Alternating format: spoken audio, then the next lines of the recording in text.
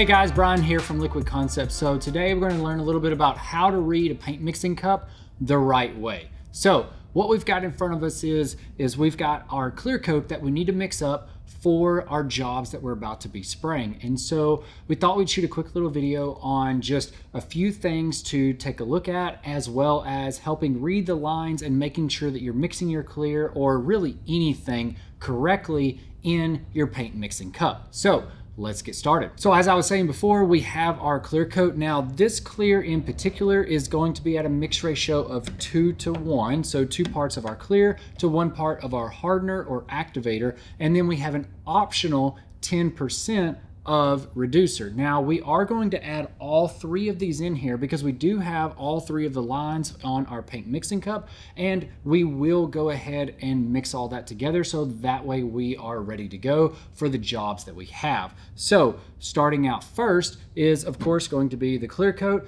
This is going to be going up to the first line. Our activator is going to go up to the next line, and then our reducer that we're going to add to it, even though it's optional, we do like to have it to help slick everything out a little bit better. We're going to add it as well. And so I'm going to show you what all we need to go to and where we need to pour to make sure that you get all of these exactly right. So starting off with our clear coat, we're going to be mixing this up, and we're going to be needing about 4 to 5 ounces of clear just for a smaller job that we have. But in this case, we've already determined that we're going to be mixing it on the 3 line. And so what that means is that we have our numbers here, a 2:1 plus 10% or even 20%, and then we have our numbers going up. And if you'll notice, we have 1 through 5. Now in this case, we want to start with our 3 mark right there, and then we want to end somewhere in here. So that's going to give us about this much material whenever it's all said and done. And so what we're going to be doing is the first product that we're adding, which is the 2 part, is going to be the clear coat. It's going to be going up to the first 3, and then we're going to add our hardener or activator, and it's going to go up to the next line that's on the 3. And then to add the reducer, we're going to go up to the next line that is going to be 10%. Now, you'll also see another line right above that. That is the 20% mark. So depending on if you wanted to add a little bit more or a little bit less, you can adjust depending on whether you need it on the 10% line or a 20% line. So let's go ahead, let's pour our first part in and move down the lineup to make sure that we get everything mixed up correctly by volume. So starting off with the clear coat, we're going to again fill this up to the line on the first 3 there at the very bottom.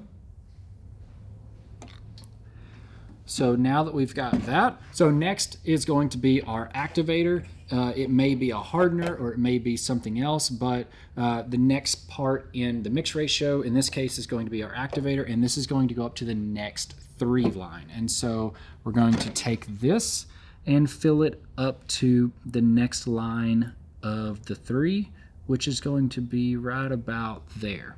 And then now that we have that, if we were just needing a mix ratio of 2:1, so let's go ahead and pour in the reducer up to our 10% line, which is going to be that next line right above the 3, and that's going to be the first line that we see there. Now, as you can tell, the reducer, we just need just that little bit of reducer, and that's going to give us our 10% of the mix ratio. So now that we have all of that mixed up, now we can put a lid on it, give it a good shake, or stir it up, however way that you mix those, hook it onto the gun, and we can start spraying our jobs. Hopefully this video has really helped you guys out. Of course, if you have any questions or comments, definitely leave them below. We'd always love to hear from you, especially on the mixing. If you have better ways of doing it, or if there's alternate ways, we'd always love to hear from you guys on that, and maybe we might even go ahead and make a video on that just to help out all the others there that may have questions on it. If you're interested in getting into the hydrographics industry, definitely check out the links in the description below. We have links to our website, which has everything that you're going to need for the hydrographics, including the film, training, tanks, even some of the clears and paints and everything. It is all there on the website, so definitely make sure to check that out. If you like the video, hit that like button. YouTube always loves to see that you do like the video. And if you're interested in more videos like these, hit that subscribe button. We'd always love to have you subscribe to our weekly tips and tricks on anything hydrographics related. I'm Bryan from Liquid Concepts, and this is how we customize your world. We'll see you guys next time.